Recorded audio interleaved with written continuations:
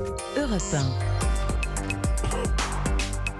1. Votre invité, Sonia Mabrouk, est à la fois historien, éditeur, documentariste, théologien. Vaste savoir.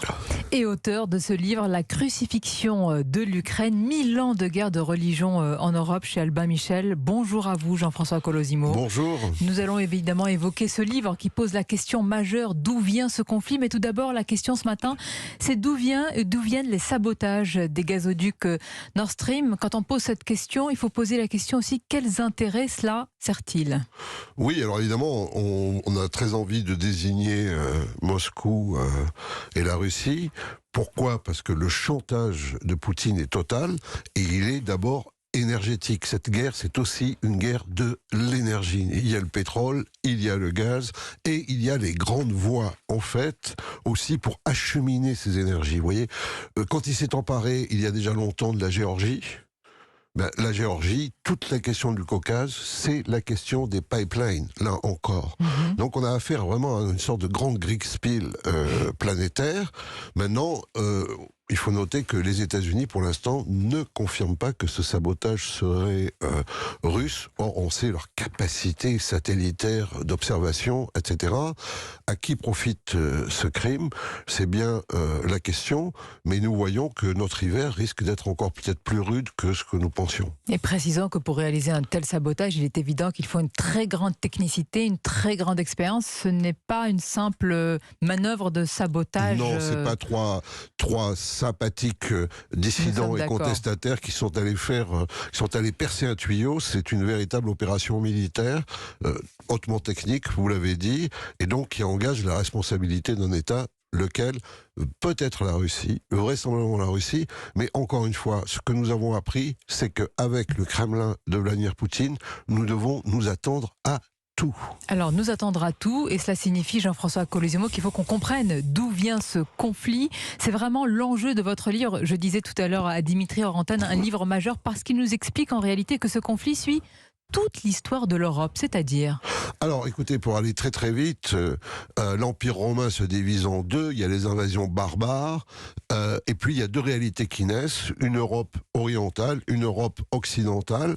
Vers le 9e siècle, le sacre de Charlemagne, quand d'un coup cet Occident qui a été malmené par les barbares ressort avec une nouvelle réalité spirituelle, religieuse, politique, et qui se met en concurrence avec Constantinople, aujourd'hui Istanbul, mais c'est l'Empire romain d'Orient, eh bien les missionnaires byzantins et carolingiens, ils s'affrontent pour conquérir les Slaves, pour les évangéliser, et leur ligne de choc, leur ligne de front, eh bien elle va courir de Split, de là-haut, de Riga, les pays baltes, sur la Baltique, à Split, aujourd'hui en Croatie.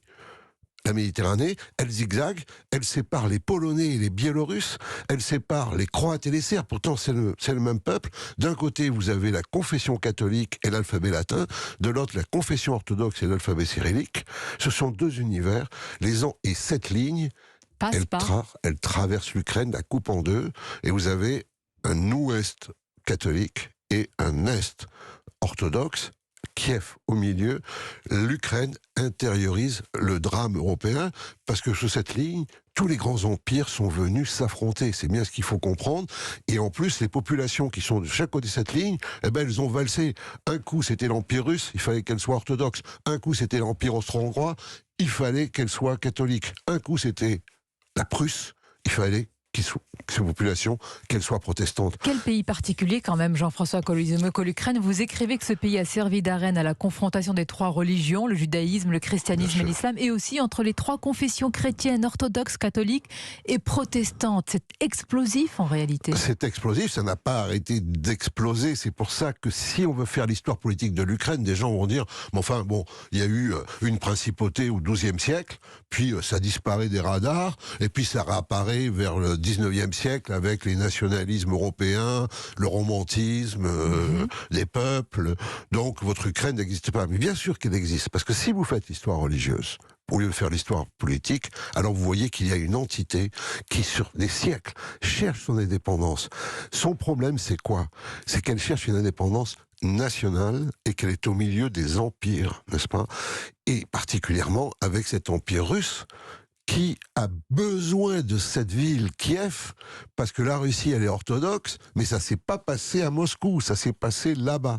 Et il y a donc une espèce de dimension d'appropriation symbolique qui va être constante et qui débouche sur le drame d'aujourd'hui, en sachant que les Ukrainiens sont à 70% orthodoxes, mais qui sont divisés entre ceux qui veulent encore être avec Moscou, ils sont de moins en moins nombreux, et ceux qui voulaient avoir leur propre église pour affirmer quoi ? Le fait qu'ils ne sont pas soumis. Donc, vous voyez, à partir de 1991, vous avez une espèce d'angoisse impériale de la Russie qui se voit diminuer, et vous avez une espèce d'angoisse nationale de l'Ukraine qui veut exister. Cette lecture, elle nous éclaire sur aujourd'hui, Jean-François Colosimo. Vous avez parlé de ceux qui restent pro-russes, il y en a, ils ne sont pas nombreux, vous le dites.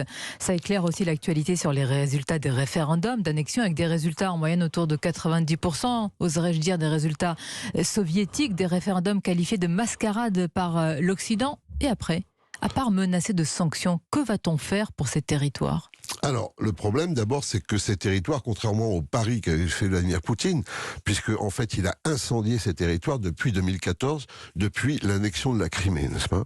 Mais c'est tout le problème de Poutine, c'est qu'il a confié le boulot à des satrapes locaux, des mafieux, etc.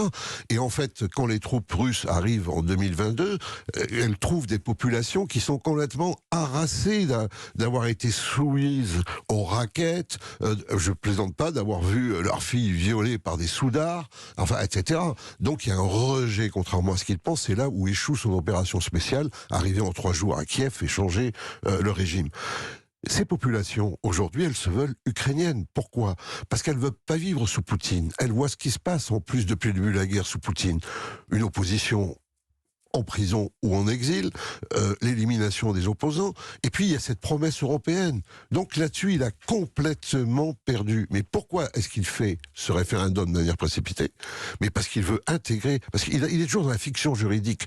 Donc, il veut montrer à l'Occident que lui aussi est occidental, même il détourne tout, juste, il veut annexer, parce qu'une fois que le Donbass sera russe, alors les troupes ukrainiennes seront des troupes d'agression dans son esprit, et il pourra répliquer au maximum. Voilà pour la fiction de Vladimir Poutine, mais n'y a-t-il pas, et je vous pose la question, une fiction, en tout cas une volonté de la part des Occidentaux de voir un Poutine presque perdant, acculé, très affaibli, et dans ce cas-là, est-ce qu'il n'y a pas un risque d'avoir un grand animal blessé qui peut devenir encore plus irrationnel qu'aujourd'hui ? Je crois que, d'abord, on a toujours un peu sous-estimé que oui, Poutine pourrait être remplacé, mais il pourrait être remplacé par pire que lui. Est-ce que c'est possible ? Oui, tout à fait. Il y a autour de lui, dans les services, dans l'état-major, etc., des gens qui n'ont même pas son expérience internationale et qui sont véritablement sur une espèce de pulsion identitaire et belliciste totale. Jean-François Colosimo, ceux qui disent aujourd'hui il faut penser à l'après-Poutine ne se rendent pas compte qu'il peut y avoir pire que Poutine. Bien sûr. Bien sûr, parce que la société russe, malheureusement, n'est pas mûre. C'est une société qui n'a jamais connu la démocratie, au sein de laquelle commençaient à émerger des classes moyennes à Moscou, à Pétersbourg. On les a vus défiler souvent, on les a vus manifester. Aujourd'hui, cette population, elle vit dans la terreur. Soit les jeunes sont partis, on l'a dit, ils sont au Kazakhstan, etc. Le pays est en train de se vider de toutes ses forces vives, n'est-ce pas ? C'est un des résultats de la politique de Poutine. Mais soit ils sont en prison. Regardez Navalny. Navalny, après la tentative d'empoisonnement, pourquoi il reste pas en Allemagne ? Ça, c'est très russe. Non, il faut qu'il rentre dans son pays, n'est-ce pas ? Parce que les Russes, c'est comme ça. Bon, il sait qu'il rentre pour un martyr, pour être supplicié. Aucune importance. Donc, paradoxalement, je voudrais dire qu'il y a Poutine et qu'il y a des tas de Russes, ça on ne veut pas le voir, qui nous donnent une leçon d'endurance dans le désir de démocratie. Et c'est ce pays de contraste. Vous avez les deux. Une leçon donnée, c'est intéressant ce que vous dites, on l'entend très rarement. Leçon qui est donnée aujourd'hui du côté russe. Mais enfin, je veux dire, hier encore, Artyom Gamarin, un poète pas très connu, il est allé déclamer sur le YouTube russe une déclaration pacifiste. 31 ans, la police a débarqué chez lui, je plaisante pas, il a été violé devant sa copine avec des objets par les policiers, il est traîné au tribunal, il est accusé de terrorisme et de haute trahison. Pourquoi est-ce qu'il est allé dire? Parce qu'il y a cette folie russe. La folie russe, elle n'est pas univoque. Ça peut être la folie vraiment détestable et haïssable de Poutine, et ça peut être aussi cet amour des idées où on va au bout. Et ça, je crois qu'on ne le voit pas assez. Vous expliquez par ailleurs dans votre livre, Jean-François Colosimo, que tout ce qui se passe à l'est de l'Europe a un lien étroit avec ce qui se passe au Levant. Oui. C'est-à-dire ? Si vous voulez, il faut se rappeler, on a quand même, nous, oblitéré Byzance. D'ailleurs, le Louvre a finalement ouvert une salle byzantine 3 jours avant le début de la guerre d'Ukraine. Bon, c'est un truc, voilà, pourquoi? Parce que, je veux dire, c'est très simple. Il y a Athènes, Jérusalem, Rome, puis pour nous, ça passe par Aix-la-Chapelle, Charlemagne, et puis ça arrive à Bruxelles, au Parlement européen. Non, il y a toute une Europe pour laquelle ça passe par Constantinople, et ça aboutit à Moscou, pas forcément la Moscou de Poutine. Donc, cette opposition, on ne veut pas l'avoir. On a nié Byzance. Mais Byzance, c'est l'Orient et l'Occident. Et Byzance, c'est le Levant. Et c'est le Caucase. Alors, vous voyez, vous avez eu la guerre de Syrie, qui a précédé la guerre du Haut-Karabakh, et qui aboutit à la guerre d'Ukraine. Monsieur Erdogan... Et après, vous êtes en train de nous dire qu'il va y avoir une forme de continuité. C'est-à-dire que cette guerre, elle se rapproche de nous, parce qu'on n'a rien réglé de la question d'Orient, la fameuse question, vous savez, dont il faut être un spécialiste pour intégrer le Quai d'Orsay. Il semble que ce soit une question à laquelle on ne sache plus apporter de réponse. On ne voit pas ce lien entre ces mosaïques de peuples que la chute du communisme, finalement, a rendu complètement libre. C'est-à-dire, on avait créé des nations, tracé des frontières, il y avait un chaudron de communautés, d'ethnies, de cultes en dessous.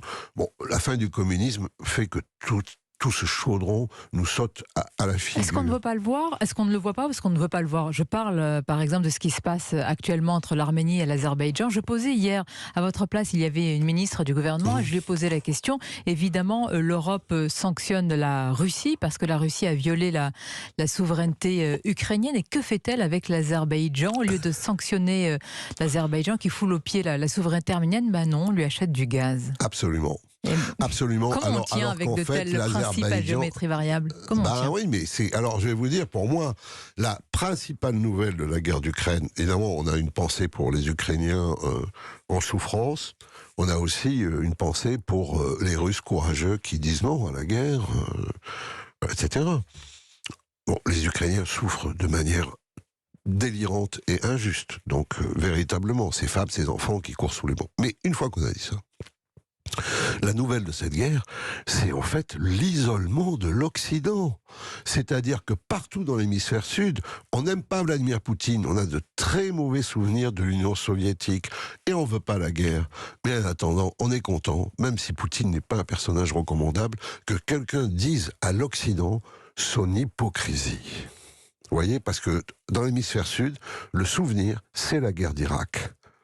Raison pour laquelle, d'ailleurs, on a mis tellement de temps, nous, à penser que l'Ukraine allait vraiment être attaquée, parce que la dernière fois que les Américains nous avaient dit qu'il y avait un danger imminent, c'était pas vrai.